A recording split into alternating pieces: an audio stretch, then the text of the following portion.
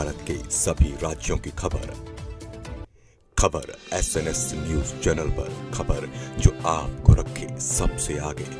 भारतीय किसान यूनियन संयुक्त मोर्चा के राष्ट्रीय अध्यक्ष नरेश चौधरी ने कहा कि देश के बड़े किसान नेता जगदीश सिंह डल्लेवाल जो पिछली करीब एक माह से आमरण अनशन पर है, लेकिन उनकी सुध लेने व किसानों की समस्याओं की बाबत सियासी दल मुंह खोलने के लिए तैयार नहीं है। भाकियू संयुक्त मोर्चा राष्ट्रीय अध्यक्ष नरेश चौधरी ने कहा कि पिछले एक महीने से किसान नेता डल्लेवाल का आमरण अनशन किसानों की मांगों को लेकर निर्णायक संघर्ष की ओर बढ़ता जा रहा है। उनका जीवन संघर्ष किसानों के अस्तित्व पर प्रश्न बन गया है। उनकी मुख्य मांगों में न्यूनतम समर्थन मूल्य, MSP की कानूनी गारंटी और अन्य किसान हितैषी नीतियों का कार्यान्वयन शामिल है। उन्होंने कहा कि संविधान निर्माता बाबा साहब डॉक्टर भीमराव अंबेडकर का सम्मान करना सभी राजनीतिक दलों की नैतिक जिम्मेदारी है। किसान नेता जगदीश सिंह डल्लेवाल के आंदोलन पर सभी राजनीतिक दलों की खामोशी और अंबेडकर मुद्दे पर मुखरता से स्पष्ट हो जाता है कि किसानों का चाहे गन्ना मूल्य बढ़ाने या गन्ना भुगतान का मुद्दा हो या फिर किसान आंदोलन की महत्वपूर्ण मांग न्यूनतम समर्थन मूल्य MSP की बात हो, ऐसी तमाम समस्याएं राजनीतिक दलों के लिए कितनी अहमियत रखती हैं। भले ही चुनावों के दौरान राजनीतिक दलों द्वारा किसान की रट लगाई जाती हो, किसान नेता जगदीश सिंह डल्लेवाल के आमरण अनशन के समर्थन में यहां आयोजित एक दिवसीय धरना प्रदर्शन में राष्ट्रीय सचिव अरुण सिद्धू, युवा इकाई प्रदेश अध्यक्ष रवि चौधरी, मंडल अध्यक्ष मयंक धारीवाल सहित आदि लोग मौजूद रहे।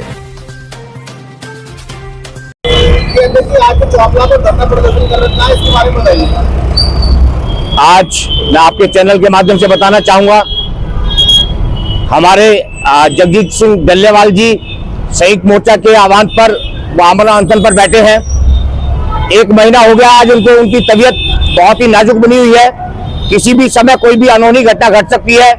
इसके लिए आज हमने पूरे भारत के अंदर, चाहे कोई भी संगठन है, सब लोग जाकर के संबंधित अधिकारियों को एक ज्ञापन पत्र सौंपने का काम कर रहे हैं भारत सरकार के नाम।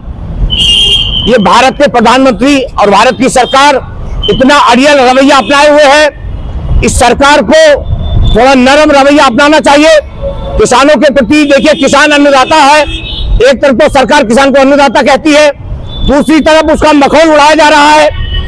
एक बड़ा किसान नेता हमारा मरने को तैयार है, अपनी जान किसी भी समय उसकी जा सकती है, लेकिन भारत की सरकार को कोई परवाह नहीं है। इसके लिए पूरे भारत का किसान आज उतरा है और रोड पर उतर करके आंदोलन कर रहा है, ज्ञापन पत्र भारत सरकार के नाम सौंप रहा है। अभी हम लोग मांग करते हैं भारत की सरकार से, देखिए, यदि हमारे किसान नेता की क्षति हुई तो इसका जो परिणाम है वो सरकार को बहुत गंभीर ये भुगतने पड़ेंगे। सरकार को थोड़ा सा नरम रवैया अपनाते हुए आगे आना चाहिए, बड़ा दिल रखना चाहिए। किसान इस देश की नींव है। चौधरी चरण सिंह जी कहा करते थे कि देश की तरक्की का रास्ता खेत और खलिहान से होकर के गुजरता है, लेकिन यहाँ आज की सरकारों को कोई परवाह नहीं है। एक तरफ तो चौधरी चरण सिंह जी को भारत रत्न से सम्मानित किया जाता है, दूसरी तरफ उनके विचारों को लागू नहीं किया जाता। किसान आज MSP की मांग कर रहा है। किसान जो फसलें पैदा कर रहा है, उन फसलों को कहाँ बेचे, किस रेट पर बेचे, ये हमें पता होना चाहिए। इसकी मांग क्या हमारी नाजायज यदि है तो सरकार ना दे, यदि जायज मांग है तो उसको देना चाहिए।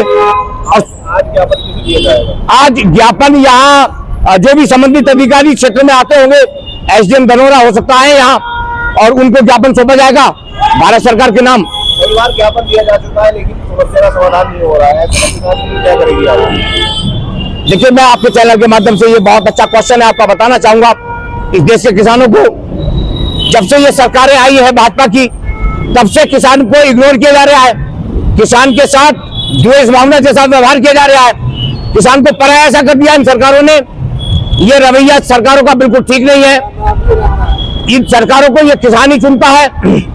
इस किसान के द्वारा चुनी हुई सरकारें और आज किसान की नहीं सुनती। ये कृषि प्रधान देश कहा जाता है, और कृषि प्रधान देश में किसान की सुनने वाला कोई नहीं है। ये बहुत विडंबना है, बड़ी शर्म की बात है ये। कई बार आंदोलन पहले भी किए गए, आज भी हो रहे हैं, लेकिन अब ऐसा लगता है कि ये आंदोलन लास्ट होगा। अब किसान के सामने करो या मरो की स्थिति आ चुकी है। किसान पीछे हटने को तैयार नहीं है। पूरे देश का किसान संयुक्त मोर्चे के बैनर तले आ चुका है, और संयुक्त मोर्चे के द्वारा हम पूरे भारत के किसान और पूरे भारत के जो भी संगठन है हमारे, सब संयुक्त मोर्चा के बैनर तले आकर के अपनी लड़ाई लड़ने के लिए तैयार हैं। आर पार की लड़ाई लड़ने के लिए आज तैयार हो चुके हैं।